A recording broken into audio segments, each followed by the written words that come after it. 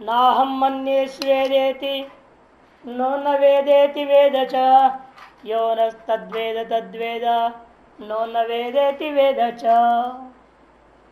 इसका भाष्य चलेगा। कथमिति, वह शिष्य किस प्रकार से ब्रह्म को जाना, तो पूछे जाने पर श्रृणुता, सुनिए।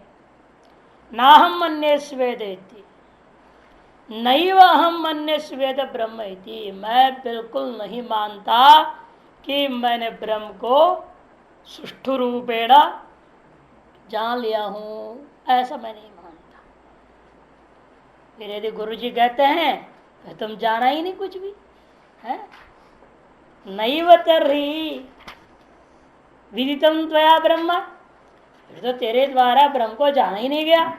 इत्युक्ताः, ऐसा कह जाने पर आचार्य के द्वारा तो जवाब देता है शिष्य, नो न वेदेति वेद च। वेद इति च शब्दात न वेद च, च शब्द क्या जोड़ना और न वेद, वेद न वेद, नो न वेदेति वेद न वेद, ऐसा अर्थ हो गया। कहते हैं ये तो बड़ा विप्रतिषिद्ध बात है। नो विप्रतिषिद्धम ना हम मन्ये स्वेदेति नो न वेदेति वेद चैति, तीनों वाक्य परस्पर अत्यंत विरुद्ध है। एक तरफ तो कह रहे हो विप्र क्यों, ना हम मन्ये स्वेदेति, मैं इसको सुष्ट रूपेण सविशेषण सोपाधिक्य सोपलक्षण रूपेण में इसको नहीं जानता हूं, और नो न वेद, मैं अवश्य ही जानता हूं, जानते हुए भी मैं नहीं जानता। ये तीन वाक्य है, परस्पर विरुद्ध है। कैसे विरुद्ध है? पूर्व पक्ष स्वयं समझाता है विरोध को ही, अपनी बात को विस्तार से न बता रहा है। देखो, यदि न मन से वेदेति कथम मन से वेद चाहिए, पहले का तीसरे के साथ जोड़ना है। यदि कहते हो मैं सुष्ठु नहीं जानता हूं, फिर कैसे कह दिया वेद च, मैं जानता हूं। अतमन्य से वेद एव इति और नो न वेद दूसरा वाला, यदि मानते हो मैं निश्चित रूप में जानता हूं, नहीं द्वे दृढ़ता की ना, वेद एव इति मन से चेत कथन न मन से सुवेदेति, फिर सुवेद करके क्यों नहीं मानते हो तुम? क्योंकि नियम यह है, संसार में देखने को मिलता है, एकम वस्तु ये ज्ञायते तेनैव तद् वस्तु न सुविज्ञायता इति विप्रतिषिद्धम संशय विपर्य वर्जित्वा। लोक व्यवहार में देखने को मिलता है, संशय और भ्रांति ये दो को छोड़कर बाकी किसी भी स्थल में ऐसा नहीं होता है। एक वस्तु को जिसके द्वारा जान लिया गया है, वही वस्तु को उसी व्यक्ति के द्वारा यह कह देना मैं बिल्कुल सुष्टु उसको नहीं जानता हूं, यह इसलिए है क्योंकि संशय और विपर्य में तो ऐसा होता है कि पुरुष है या नहीं है, ये पुरुष करके जानता हूं और नहीं भी जानता हूं, संशय में हो जाएगा। ये सारा भय कह दिया, बिल्कुल विपर्य हो गया ना वो। इस तरह से संशय और विपर्य वर्जित्वा, संशय और विपर्य इन दो को छोड़ करके अन्य स्थलों में कभी ऐसा विप्रतिषिद्ध नहीं होता है। किंतु आप कह रहे हो तो इसलिए विप्रतिषिद्ध मानना पड़ेगा। न च ब्रह्म संशयितत्व ज्ञेयम विपरीतत्वेन वा यदि नियंतुम शक्यम, और यह भी नियमन नहीं कर सकते आप, वह ब्रह्म को संशयात्मक रूप नहीं जाना जाता है, विपर्य रूप नहीं जाना जाता है, ऐसा भी नहीं कर सकते आप। संशय विपर्य ही सर्वत्र अनर्थकत्वेन प्रसिद्ध हो, क्योंकि ब्रह्म को संशय विषयत्वेन ये विपर्य विषयत्वेन जानना उचित यदि कहने लगोगे, फिर तो संशय विपर्य तो सदा अनर्थाय होती, मोक्षाय कल्याण के लिए कैसे होगा वो? लोक व्यवहार में भी संशय विपर्य क्या करते हैं? अनर्थ ही प्रदान करते हैं, सुख तो देते हैं नहीं कभी। और गीता जी में तो कहा संशयात्मा विनश्यति, और संशय विषय ब्रह्म कैसे होगा? अतएव ब्रह्म संशय तत्व संशय विषयत्वेन ज्ञेयम न, विपरीतत्व ने विपर्य विषयत्वेन वा ज्ञेयम न इति नियंतुम न शक्यम, ऐसे न पे जोड़ दो। तो ब्रह्म को संशय के विषय जानना उचित नहीं, जानना उचित नहीं है, ये विपरीत विषय तो नहीं जानना भी उचित नहीं होता। ऐसा आप नियम नहीं कर सकते, क्योंकि संशय विपरीत दोनों के दोनों सर्वत्र अनर्थकत्वेन प्रसिद्ध हो, मैंने अनर्थ फलकत्व ही प्रसिद्ध है। अतएव न्यायिक आदि लोग भी संशय विपरीत को किसमें गिनते हैं? यथार्थानुभव में गिनते हैं। और ब्रह्म का अनुभव यथार्थ अनुभव होना चाहिए ना, यथार्थ अनुभव कैसे होगा? इसीलिए ब्रह्म के बारे में इस तरह से अत्यंत विप्रसिद्ध वचन कहना बिल्कुल उचित नहीं है। एवं आचार्य ने विचाल्य मानोपि शिष्यो न विचचाल, इस प्रकार से आचार्य के द्वारा चलाए जाने के बावजूद भी वह शिष्य विचलित नहीं होता है। ये सारी पंक्ति जो बीच का है ननु, ये आचार्य का बात है। ननु से ये सारी बातें आचार्य कह रहे हैं। अब उसके जवाब में वो कहता है वो क्यों विचलित नहीं हुआ? क्योंकि वो बिल्कुल टिका है किसमें? आगम पर। कौन सा आगम? जो आचार्य ने सुनाया था।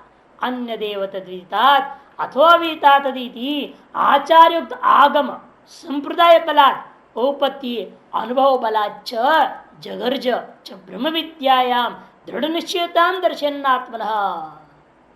लेकिन शिष्य बड़ी गर्जना के साथ बोलता है, नहीं महाराज, मैं ऐसा नहीं भी प्रतिषिद्ध बोल रहा हूं, ना मैं संशय कह रहा हूं, ना मेरा वचन विपर्यात्मक है, ना मेरा वचन परस्पर विरुद्ध है, विप्रतिषिद्ध भी नहीं है। क्योंकि आपके कहा हुआ जो अन्य देवता तभी इस आचार्य युक्त जो आगम का मैं आधार लिया हूं, और आप जो आधार लिए आगम वो भी आचार्य संप्रदाय से आया हुआ है, तो संप्रदाय से भी मेरे को मिला हुआ, इसीलिए अतः संप्रदाय पर आधारित होकर मैं बोल रहा हूं। युक्ति पर भी मैंने इसको कसौटी पे कस कर देख चुका हूं और अनुभव भी कर चुका हूं, इसीलिए अब आप मेरे को विचलित नहीं कर सकते। जैसे कई बार बताता हूं मैं, एक बार भी आपने अनुभव कर लिया किसी भी रंग की गाय हो उसका दूध सफेद ही होता है, बाद में जितना भी कोई कुतर्क करे आप मान लोगे काली गाय का दूध काली होती है, लाल गाय का दूध लाल होती है, हैं? कोई रंग डाल के मिक्स करके भी दिखा देगा मान लो, तो भी आप नहीं मानेंगे। इस तरह से कोई शिष्य कहता है मैं आगमाधीन होकर के बोल रहा हूं, संप्रदायाधीन होकर के बोल रहा हूं, उपपत्तियों से युक्त करके बोल रहा हूं और अनुभव के आधार पर बोल रहा हूं। आचार्यागम उक्तागम संप्रदाय बलात् और उपपत्ति अनुभव बलाच्छ जगर्ज ब्रह्म विद्यायाम दृढ़ निश्चयताम दर्शन आत्मनः। अपने अपने जो दृढ़ निश्चय है ब्रह्म विद्या के विषय में उसको प्रकट करता हुआ दर्शाता हुआ गर्जना पर को कहता है शिष्य। क्या कहा उसने? कथमित्युच्यते यो यो न तद्वेद तद्वेदा नो न वेदेति वेद। ये उत्तरार्ध पुनः शिष्य का वचन है। बीच में शिष्य का वचन के ऊपर संशय जान के गुरु ने उठाया है। यो मने यह कश्चित न मन अस्माकं संब्रह्मचारिणाम मध्य, जो कोई भी हम ब्रह्मचारियों का बीच में से मध्य तत् मने मधुक्तम, पहला वाला तद्वेद का अर्थ कर रहे हैं, दो है ना, यो न तद्वेद तद्वेद, यो मने यह कश्चित, न मने अस्माकं ब्रह्मचारिणाम मध्य, तद्वेद में पहला तद्वेद का अर्थ कर रहे तत्व मने मधुक्तम वचनम, तत्व तो वेद। जो कोई भी व्यक्ति हम ब्रह्मचारियों का बीच में से मेरे का हुआ जो वचन है कौन सा, आगे दोबारा कहेगा उसको, नो न वेदेति वेदच्च, उसको तत्व वेद स ब्रह्मचारी तत् उस ब्रह्म वेद, दूसरा तत्कार ब्रह्म, उस ब्रह्म को जानेगा। तद्वेद तद्वेद पहला वाला है मेरे वचन को जो जानेगा वही व्यक्ति उस ब्रह्म को जान लेगा। किम पुनः वचनम, अरे ये तुम्हारा वचन कौन सा, तुम्हारा वचन को तुम कह रहे हो इत्यतः, तब दोहराता है चला नो न वेदेति वेदच्च। कहते तुमने कहां से पंक्ति से बना दिया अपने आप मन माने, नो न वेदेति वेदच्च, और कह रहे मेरे वचन को जो समझेगा वो ब्रह्म को जानेगा। अरे तेरा वचन कौन सा बड़ा वचन है, आगम से पढ़कर तेरा वचन है क्या? कहते हाँ मेरा वचन आगम से बढ़कर नहीं है, लेकिन मेरा वचन और आगम में कोई अंतर नहीं है।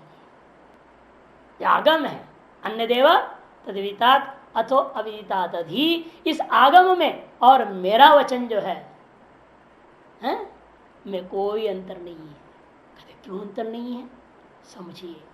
यदेव अन्य देवतावितात्युक्तम वस्तु अनुमान अनुभवाभ्याम संयोज्य निश्चितम वाक्यांतरेण नो न वेदेति वेद च इति अवोचत। भाष्यकार साहब कह रहे हैं क्योंकि ये जो आगम में कहा गया क्या था, यदेव अन्य देवता तथो वितात्युक्तम, इस आगम के द्वारा जिस तत्व के बारे में कहा गया था, यद वस्तु उक्तम, ऐसा अन्वय करना। यदेव वस्तु उक्तम, अनुभव अनुभव और अनुमान अनुभवाभ्याम संयोज्य। अक्षरा ने क्या किया, जो वस्तु इस आगम के द्वारा आचार्य ने कहा था उस वस्तु को अनुमान माने तर्क और अनुभव से युक्त कर दिया। युक्त करने के बाद एक बात बोल रहा है, वाक्यांतरेण, शब्दों को बदल करके उसी अर्थ को उसी वस्तु को कहता है, कथन कर रहा है। नो न वेदेति वेद च इति अवोचत। क्यों ऐसे कहा उसने, आचार्य बुद्धि संवादार्थ जान कर इसे कहा। आचार्य बुद्धि संवाद सती अर्थांतर जाने सती तीर्थः, आचार्य बुद्धि का संवाद मैंने आचार्य बुद्धि को स्पष्ट करना चाहता है कि मैं जो आपका कहो पदार्थ से पदार्थांतर को मैंने ग्रहण नहीं किया है, जो पदार्थ आपने कहा है वही पदार्थ मैंने ग्रहण किया है। यह आचार्य बुद्धि को संवादित करने के लिए जानकर शब्दांतर से उसी बात को कह दिया। क्यों ऐसे आचार्य बुद्धि को संवाद करना ऐसे बोलना पड़ा, यदि आगम कोई दूर आते तो क्या बिगड़ता।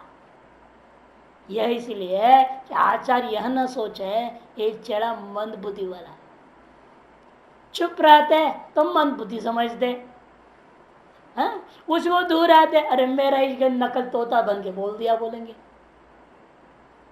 है ना। चुप रहता चेड़ा तो क्या समझते, गुरु मंद बुद्धि है, कुछ समझा ही नहीं, इसलिए बोल ही नहीं रहा है। और वही अनुवाद करते तो सेम टू सेम शब्द बोल देता तो कहते तो होता है, नकल करके बोल दिया, कुछ समझा है ही नहीं, तब भी फंसता। इसलिए अपनी मंद बुद्धिता का निषेध और अनुवादता का निषेध करने के लिए जानकर वो अन्य शब्दों से उसी तत्व को कहता है। यो नस्तद्वेद नो न वेदेति वेद च, ये शब्द उसने बोला। मंद बुद्धि ग्रहण व्यपोहार्थंच, है ना, मंद बुद्धि ग्रहण व्यपोहार्थम, इस पर टिप्पण बड़ा सुंदर समझाया। मंद बुद्धि मने अगर्जनो ही, यदि शिष्य ऐसी गर्जना नहीं करता तो मंद बुद्धि रसो। गुरु क्या सोचते हैं, ये मंद बुद्धि वाला कुछ बोल ही नहीं रहा है, मौनी हो गया, समझा नहीं होगा इसलिए चुप है। मौन अवलंबनात्, क्यों, तुम मौन का अवलंबन किए हो, इसका मतलब है तेरी बुद्धि मंद बुद्धि है, तुमने मेरा कहा हुआ आगम आदियों को समझा ही नहीं है। ऐसा आचार्य से बुद्धि स्यात्, आचार्य की बुद्धि निश्चय ऐसा हो सकता था।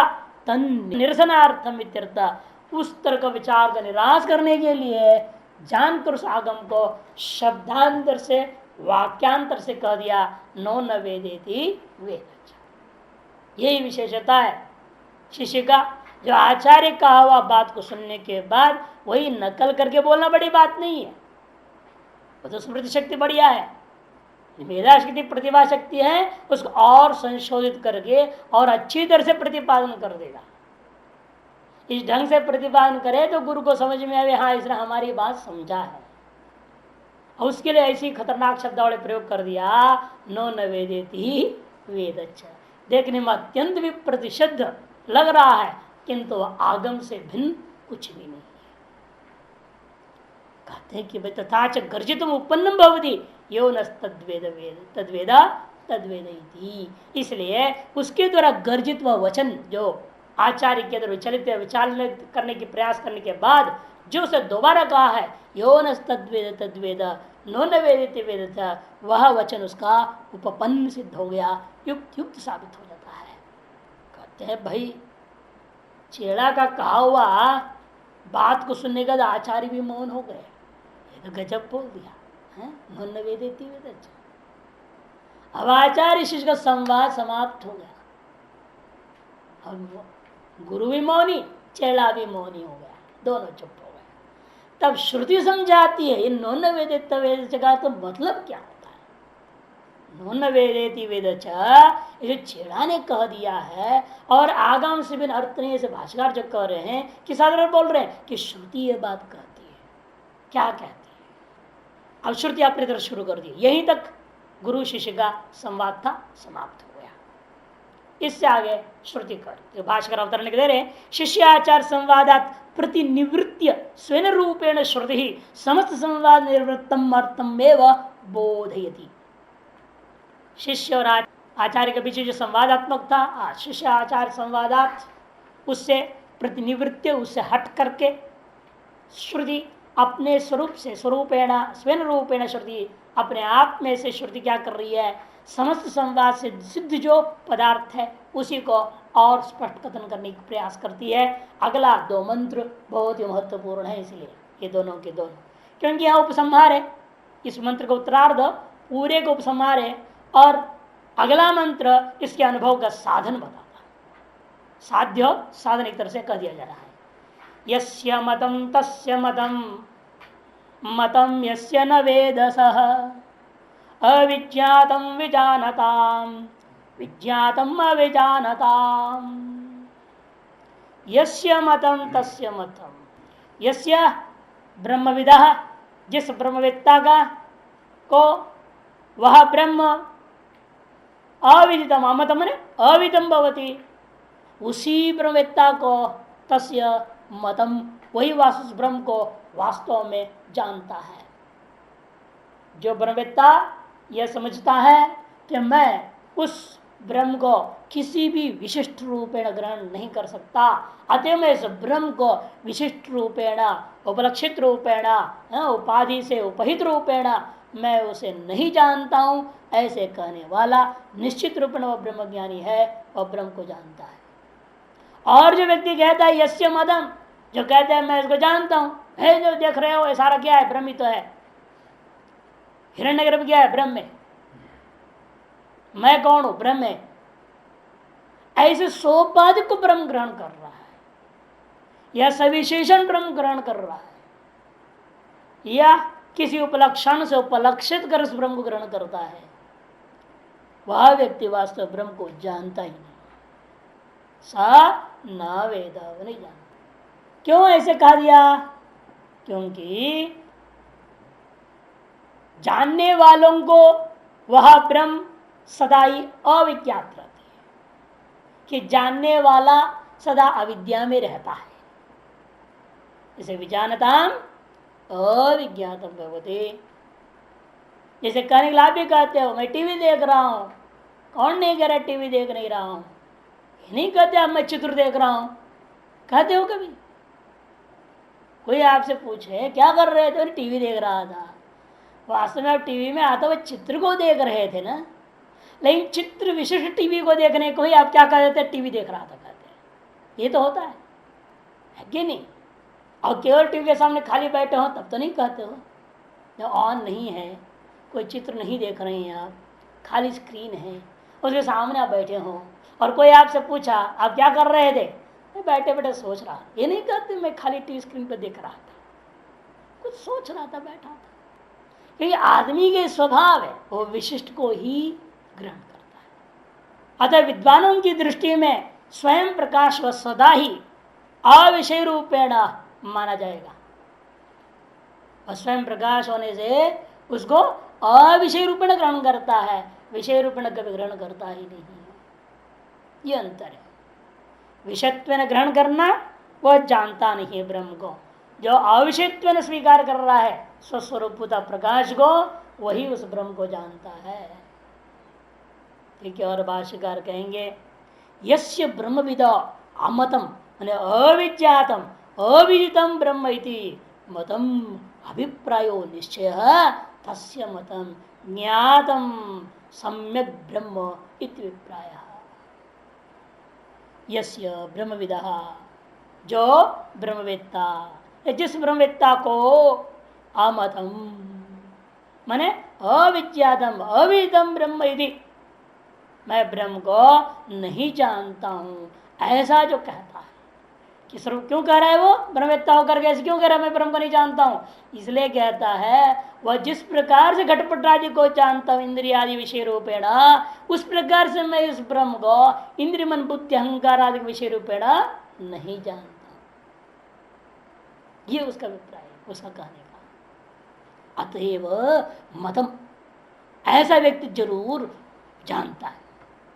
अभिप्राय निश्चय तस्य भवति, निश्चित रूपेण उसका निश्चय है, अभिप्राय जिसका ऐसा है वह व्यक्ति मतम ने ज्ञातम भवति, ऐसा अभिप्राय है निश्चय जिसका, वह व्यक्ति निश्चित रूपेण उस ब्रह्म को सम्यक ज्ञातम भवति, सुष्टु ज्ञातम न भवति सम्यक ज्ञातम, दोनों बहुत अंतर है।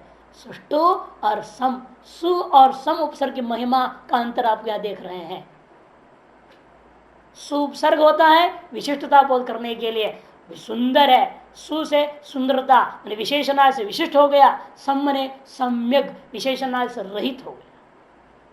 इसे सुवेद का निषेध कर रहे हैं, संवेद को क्या कर रहे हैं, सम्यक ब्रह्म मतम ज्ञातम, उस ब्रह्म को सम्यक रूपेण व्यक्ति जानता है, जो व्यक्ति निश्चय करके अनुभव कर रहा अपने आप को कि मैं जो प्रत्येगात्म चैतन्य ब्रह्म से अभिन्न हूं, सब प्रकार स्वयं ज्योति नित्य शुद्ध बुद्ध मुक्त स्वभाव वाला सच्चिदानंद स्वरूप वाला, वह यह जो मेरा यह स्वरूप है वह किसी भी इंद्रिय मन बुद्धि अहंकार आदि का विषय नहीं हो सकता, तादृशमय हूं, ऐसा जो निश्चय वाला है वह निश्चय वाला है उस ब्रह्म को सम्यक जानता है।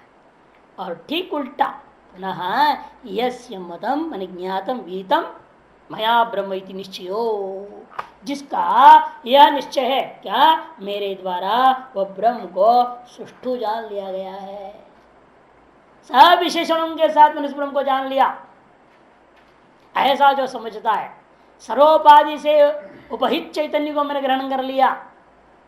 इन वास्तव में देखो तत्वमसि महावाक्य के विचार बारंबार आप लोग सुने हैं, हम लोग करते क्या है वहां पर लक्षणा, कौन सी लक्षणा करते हैं, भागत त्याग लक्षणा करते हैं, है ना। माने उपाधियों को त्याग करके केवल चैतन्य को ग्रहण करने को कहा जाता है। माने उपाधि विशिष्ट चैतन्य को ब्रह्म ग्रहण करेगा तो गलत हो गया, उपाधि चैतन्य ग्रहण करना ही है, फिर तो तुम्हें से वो लक्षण करने की जरूरत क्या, मायावचन चेतन अविद्यावचन चेतन, उपाधि चेतन कोई ब्रह्म समझिया, कहानी खत्म हो गई। नहीं कहते वो उपाधियों को छोड़ो, उपाधि भाग को त्याग करके उपहित भाग मात्र में प्रतिष्ठित होना, यही वहां पर लक्षण है। तारस लक्षणा से लक्षित चैतन्य मात्र में अवस्थिति का नाम तत्वमसि का अवबोध होगा। पूरा प्रकरण कई आपके आए हुए हैं, पंचदशी में भी, वेदांत परिभाषा में, सब जगह इस पर चर्चा होगी। यहां पे वही कह रहे हैं, जो व्यक्ति ने उपाधियों के सहित पकड़ रहा है वो नहीं जानता है, जो उपाधि रहित पकड़ रहा है वही जानता है। इसे कहते हैं मया विदितम ब्रह्म इति निश्चयो न वेद एवं स, वो बिल्कुल नहीं जानता है उस ब्रह्म को, न ब्रह्म भी जानाति सह, कहने का मतलब वह व्यक्ति उस ब्रह्म को विशिष्ट रूप में ग्रहण कर रहा है, वास्तव में वो जानता ही नहीं। इस प्रकार से विद्वद अविदुषोर यथोक्त पक्षौ अवधारयति, विद्वान का पक्ष पहला, दूसरा अविद्वान का पक्ष जो कहा गया था उसी को यथोक्त दो पक्षों को ही और दृढ़ निश्चय करने के लिए दूसरे शब्दों से पुनरावृत्ति कर रही है श्रुति। एक ही बात को चार प्रकार से कह दे रहे हैं। देखो, अन्य देवता थी कहा गया था, उसी को कहा नो न वेद वेदेति च, नो न वेदेति वेद च, उसी को कह रहे हैं यस्य मतम तस्य मतम मतम यस्य न वेदसा, उसी को चौथी बार में कह रहे हैं अविज्ञात विजारता विज्ञातम अविज्ञात। श्रुति में आलस्य नहीं है, कहा गया ना पहले, जामिता नास्ति, आवृत्ति असकृत उपदेशा ब्रह्मसूत्र भी कहता है। तत्वमसी को 9 बार उपदेश देने के आधार पर कहते हैं किसी भी निर्गुण निराकार शुद्ध का बोध कराने वाले वाक्यों को 100 बार भी कह दे रही है श्रुति तो पुनरुक्ति दोष नहीं मानना है। कि यावत पर्यंत शिष्य के दिमाग में बात बैठता नहीं है, सर्वोपाधि रहित है वो, सर्वधर्म रहित है वो, सर्व विशेषण रहित है वो, सर्व उपलक्षण रहित है वो, ऐसे अपना स्वरूप दृढ़ निश्चय नहीं होता है, तब तक श्रुति इस बात को अनेक प्रकार से दोहराती रहती है। जैसे भाष्यकार कहते हैं कोई नई बात कहने नहीं जा रही इस उपसंहार में, उसी बात को अवधारी होती, उसी को और दृढ़ निश्चय किया जा रहा है। अविज्ञातम अमतम, जो पूर्व में जैसे ना अमतम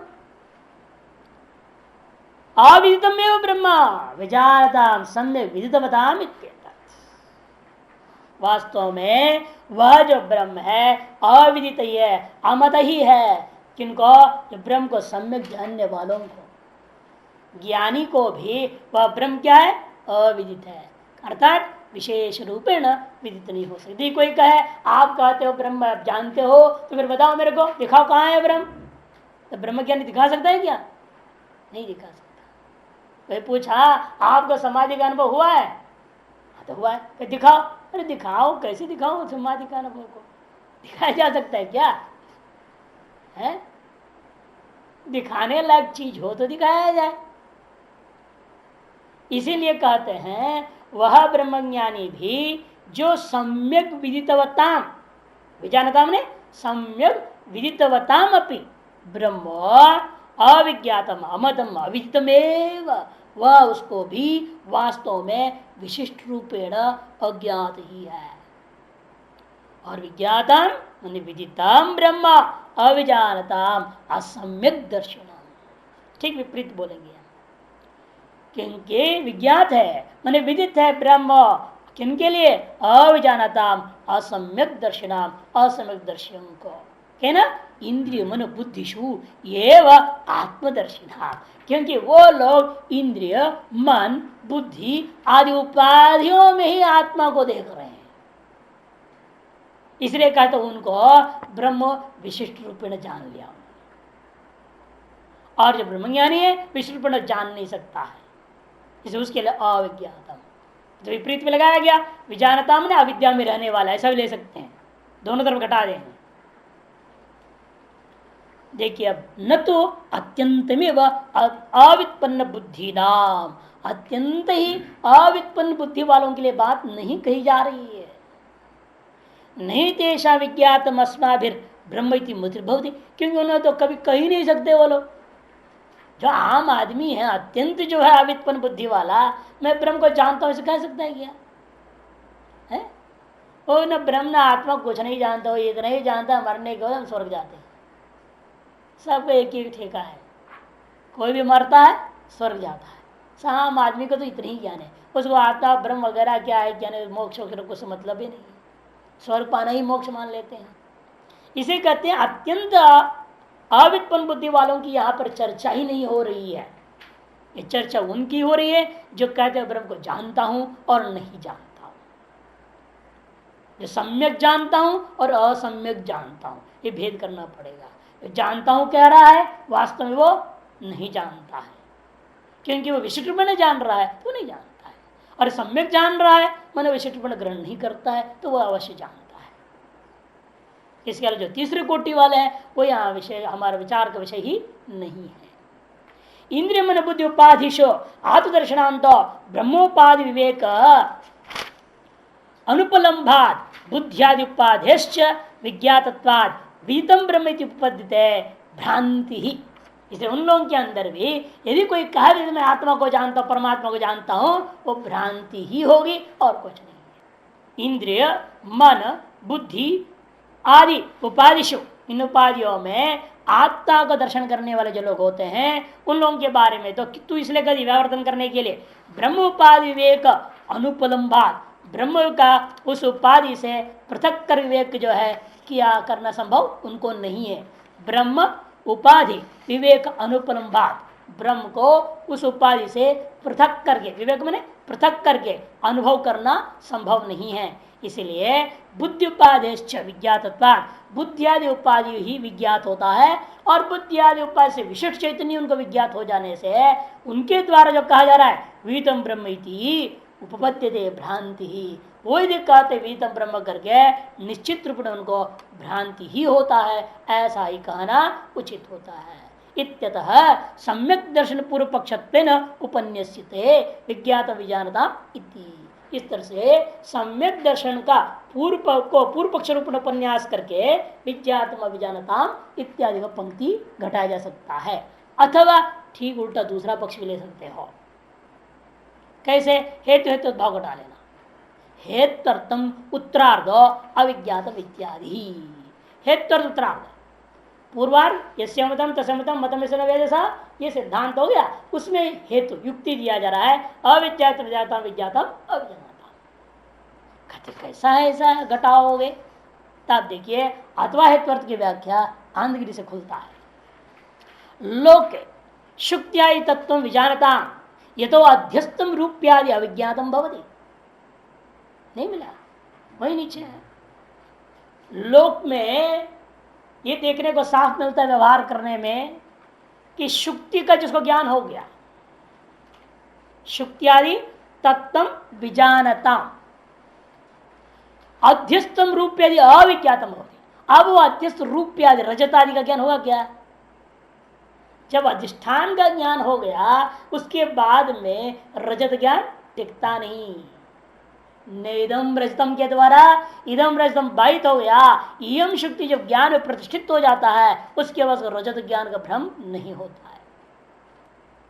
ये तो अध्यस्तम रूप्यादि मैंने रूप्य कहते रजत को, रजतादि अविज्ञातम भवति, रजतादि अविज्ञात हो जाता है। अज्ञानता में तो अध्यस्तम विज्ञातम, और जो व्यक्ति शुक्ति को नहीं जानता है उसको क्या दिख रहा है? वहां रजत दिखते रहेगा हमेशा। जब तक शुक्ति नहीं दिखाई देगी आपको, शुक्ति का निश्चय जब तक नहीं होगा तब तक क्या दिखेगा? उसमें रजत ही लगातार दिखते रहता है। इसलिए जब तक हमको यहाँ ब्रह्म सर्वत्र में अनुभव में नहीं आता तब हमें सर्वत्र क्या दिख रहा है? जगत ही दिखते रहता है। इसलिए अजानताम एव तु किम किम अजानताम शुक्ति तत्व अजानताम ऐसे बोलना। शुक्त्यादि तत्व को जानने वाले को रजतादि का अध्यस्त रजतादि का ज्ञान नहीं होता, किंतु जो शुक्त्यादि का तत्व को नहीं जानते हैं उनको तो अध्यस्तम विज्ञातम भवती इति प्रसिद्धम। जो अध्यस्त तत्व है रजतादि उसी का विज्ञान होता है, ये प्रसिद्ध संसार में।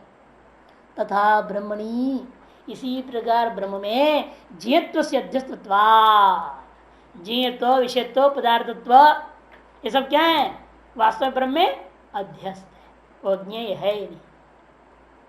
इसलिए कहते ज्ञेयत्व से अध्यस्तत्वादेव तत्वविदो न ज्ञातम ब्रह्म पश्यन्ति। इसीलिए तत्ववेत्ता वहां अध्यस्त ज्ञेयत्वेन ब्रह्म को नहीं देखते हैं। जो तत्ववेत्ता ब्रह्म को अनुभव कर लिया है, जैसा जो शुक्ति तत्व को जान लिया, उसको अध्यस्त तत्व का अनुभूति होगी? अभी नहीं होगी। उसी प्रकार जो व्यक्ति ने वास्तव ब्रह्मानुभूति कर लिया तो उस अनुभूत ब्रह्मवेत्ता को उस ब्रह्म में अध्यस्त जो जो था आज तक अध्यस्त था उनमें सब कोई भी अध्यस्त उसका अनुभव होगा? नहीं होगा, कुछ भी नहीं। जिस प्रकार से आप जग जाते हो, जगने के बाद में क्या होता है? स्वप्न सारा पदार्थ स्मृति में तो रहेगा आपको, लेकिन कुछ भी नहीं दिखता, न दिखाई देता वस्तु, न वस्तु आपका व्यवहार का काम में आता है। यहां गया सब, केवल एक वासना में नाचना आ रहा है। मन में पहले आप उसको स्मरण करते रहो, मैंने ऐसे स्वप्न देखा था, है नहीं? उसी प्रकार ब्रह्म ज्ञान का सारा जगत क्या हो जाएगा? स्वप्न संस्कारवत जगत की वासना विजृंभित होती रहेगी केवल आपके सामने। नए वस्तु रहेगा, नए वस्तु का व्यवहार होगा, यथा स्वप्न पदार्थ वैसे इन पदार्थों के साथ भी कोई व्यवहार नहीं होता। इसलिए कहते हैं कि अध्यस्त वस्तु उसको दिखता ही नहीं है, खत्म कहानी उसकी। ये तो श्लोक में कहता है ना, न त्वम न हम न वही जगत, तीनों मिट जाएंगे, रहेगा ही नहीं अध्यस्त वस्तु। ये केवल व्यवहार की व्यवस्था के लिए दिया जाता। आचार्य देव विदिता साधिष्ठा भवती तंतु अपने पुरुषम वेद इत्यादि की वजह से हम लोग मान लेते ब्रह्मज्ञानी का प्रारक्रम है, उसका ये शरीर है, ये ब्रह्मज्ञानी है, ये हमको पढ़ा रहे हैं और हम सुन रहे हैं। ये सारा व्यवहार अज्ञानी अपने स्तर से करते रहेगा। ब्रह्मज्ञानी का दृष्टिकोण में अध्यस्त कुछ भी जगत नाम का चीज नहीं रह गया। ज्ञेत्वादि यद किंचित है वो सारा खत्म। इसे कहते ज्ञेत्वाद से अध्यस्तत्वादेव तत्वविदो न ज्ञातम ब्रह्म पश्यन्ति इत्यर्थ। इस प्रकार से ज्ञेत्वा से विशिष्ट ब्रह्म को वह कभी नहीं देख पाते हैं, किंतु स्वरूपभूत अनुभव कर लेते हैं। कहते हैं महाराज ये तो कहना बड़ा आसान है, अनुभव कैसे होगा इसका, पकड़ेंगे कैसे उस ब्रह्म को। वो सामान्य जो है विशिष्टता से रहित, उपाधि से रहित, उपलक्षण से रहित, ऐसा जो निर्धर्मक, निरुपाधिक, निर्विशेष, विशुद्ध जो ब्रह्म है वो कैसे ग्रहण होएगा। कहते ग्रहण तो होगा, वो भी आसान है ग्रहण करना, किंतु तुम्हारा ध्यान इस पर नहीं जाता है। क्योंकि हर वृत्ति, एक वृत्ति का उग के दूसरी वृत्ति का होने का बीच में जो रहता है वो वही आप है, उसको ग्रहण करते नहीं हम वृत्ति का पीछे पड़े रहते हैं, विशिष्ट को पकड़ते रहते हैं। विषय विशिष्ट वृत्ति को ही ग्रहण करते हैं, विषय रहित वृत्ति अवस्था को से डरते हैं हम लोग, बल्कि है या नहीं। विषय रहित वृत्ति अवस्था आने लग जाए घबरा जाते, क्या हो गया, मैं कहाँ गया, खो गया, और डर जाता आदमी। बहुत लोग वास्तविक ध्यान होने लगता है ना, तुरंत जग जाते हैं, क्या हो गया, मैं कहाँ चला गया था, ऐसे लगता है मरी गया, इतना डर लगता है। वास्तव में अभय क्यों, आदत क्या है, दृश्य में रहने का आदत हो गया। अब दृश्य रहित अवस्था उसको भयंकर लगता है। अरे अभय को भय मान रहे, भय को अभय मान रहे, उल्टा खोपड़ी चल रहा है, बड़ा आश्चर्य होता है। तो कदे प्रतिबोध वितम मत में मंत्र इसलिए आरंभ होगा, ये साधन पर